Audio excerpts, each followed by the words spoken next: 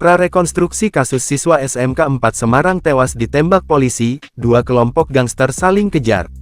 Polisi melakukan prarekonstruksi kasus penembakan pelajar SMKN 4 Semarang berinisial GRO 16 pada Selasa tanggal 26 November tahun 2024. Dalam kegiatan ini, polisi menghadirkan 4 tersangka dari dua kelompok gangster, yaitu Seroja dan Tanggul Pojok. Adapun identitas masing-masing, MPL 20, DP 15, AD 15 dan HRA 15. Prarekonstruksi dilakukan di 3 lokasi berbeda di Semarang Barat, dengan jarak sekitar 450 meter dari perumahan Paramount. Lokasi pertama, Gereja Baptis Indonesia Ngemplak Simongan Jalan Simongan, Manyaran, Semarang Barat.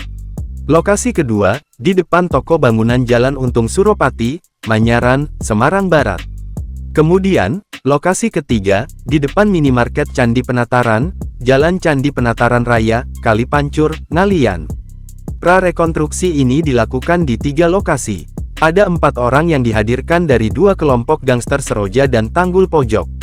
1 dewasa, 3 di bawah umur, ujar Kabid Humas Polda Jateng, Kombes Pol Artanto kepada tribunjateng.com, Selasa tanggal 26 November tahun 2024.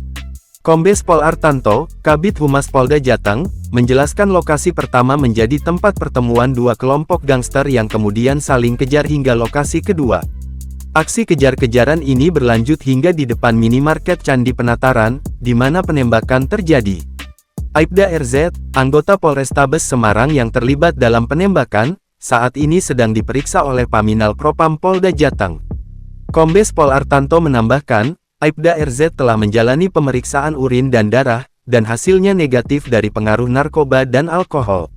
Saat ditanya mengenai berapa kali Aibda RZ menembak, Artanto enggan memberikan jawaban, dengan alasan informasi tersebut sedang dalam pemeriksaan.